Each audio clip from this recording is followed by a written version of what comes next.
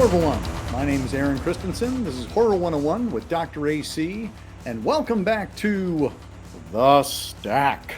I just wanted to say thank you so much to everybody who's been watching for the past 3 months as I whittle my way through The Stack. It's been really fun to kind of watch people's comments. It's also been fun watching The Stack change shape as titles are taken out, new titles are put in.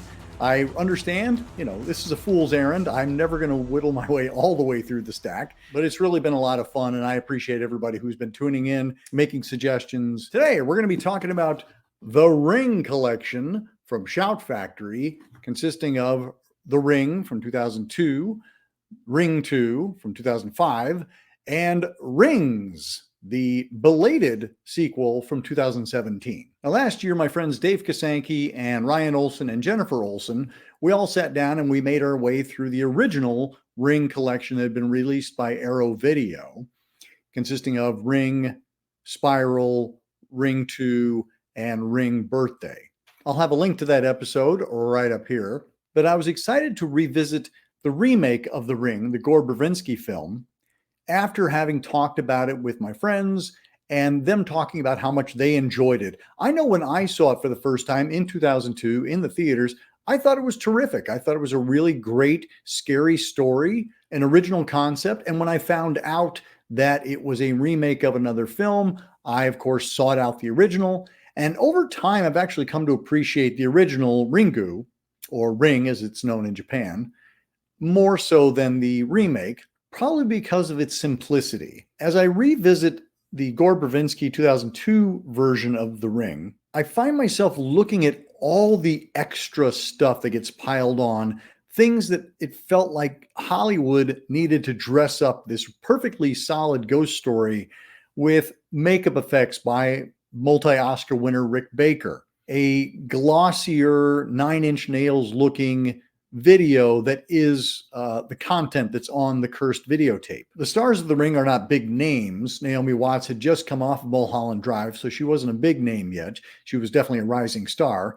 And Martin Henderson was kind of a fresh face. He'd done a lot of TV in Australia, but he wasn't somebody that was familiar to American audiences. Now you can watch and you say, hey, that's Wade from X, the Ty West film. Because the original film hadn't really made its way officially stateside, The Ring came off as very original and very exciting. And now 20 odd years later, when I look at it, I see it just a little bit too dressed up for its own good, for my personal taste.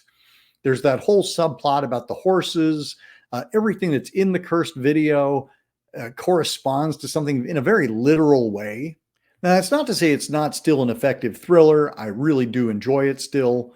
And this new release from Shout Factory has a 4K UHD release as well as a regular Blu-ray release for each of the 3 films. So you can see Rick Baker's work in all its glory. Again, there's a part of me that watches the Japanese original and goes, you didn't need to do a lot of makeup. You could have just had the girl with the long hair, and that's it. That's all you need.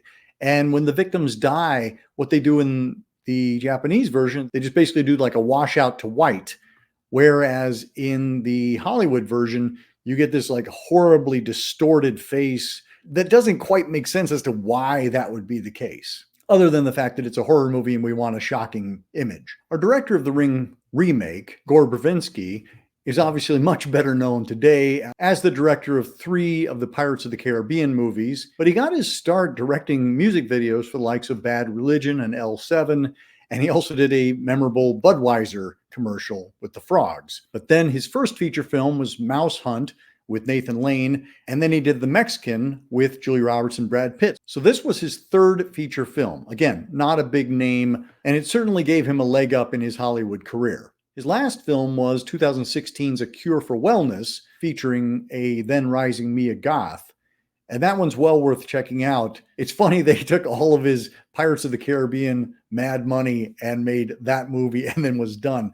It's also worth mentioning that Gore Verbinski has an Oscar for the animated lizard comedy Rango. So even though I have a preference these days for the Japanese original, 1998, directed by Hideo Nakata, I can still appreciate the Hollywood remake for the quality film that it is. On the other hand, when it comes to Ring 2, the 2005 sequel, which follows a completely different storyline, I have to say, I think it's one of the worst sequels ever made. You took a perfectly solid original concept and they turned it into basically a possession movie where our evil Samara, our ghost girl, basically takes over the body of Naomi Watts' son, and everything else just kind of goes by the numbers of any possession film you've seen, which I found really disappointing considering what a solid jumping off point the original has.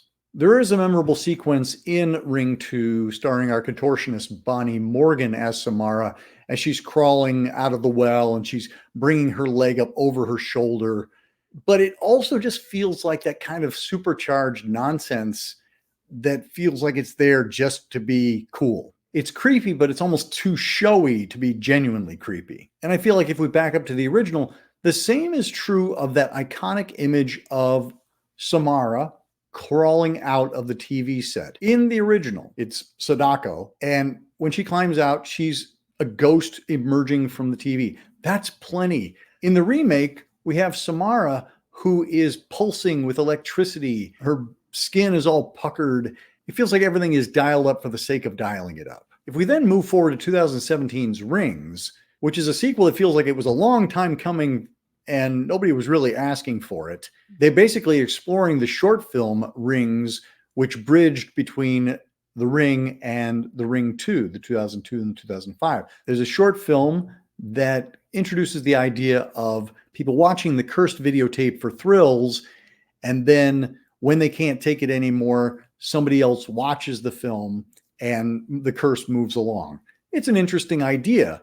And they start off with that idea in Rings 2017, but then they go completely off the rails. It becomes just another cursed ghost story where they have to find out who was wronged and things have to be set right. Considering we're in 2017, the internet is alive, why not explore something that is like a genuine computer virus where the cursed video is now streaming everywhere and they have to try to shut it down. But that's never really explored. It comes back to the basic videotape again. And I'm like, really? 2017, they're still passing videotapes around? I understand there's the VHS films, don't come at me. But it just felt like a missed opportunity. And again, nobody was really asking for this sequel. So if they were going to do something, I would have hoped that they would have done something a little more original. Now, I'm always a big fan of Shout Factory, and they have outdone themselves once again. And you have this very solid cardboard case in which the three films are encased. Each film has its own plastic case, and there are two discs inside, one the 4K UHD and one just a regular Blu-ray. The regular Blu-ray is where most of the extras live, and there are a ton of extras. On the Blu-ray for the first film, there's a feature-length documentary called Ghost Girl Gone Global, and it's directed by Naomi Hollowell. Naomi Hollowell has already done two terrific documentaries, one on Jorge Grau on the Living Dead and Manchester Morgue release, and also one about the Spanish zombies. And this feature-length documentary, Ghost Girl Gone Global, is wonderful. It explores from the Japanese original sensation and how it came to be picked up by the producers, and it got turned into The Ring, 2002.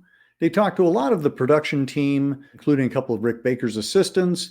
They talked to Bonnie Morgan, our contortionist.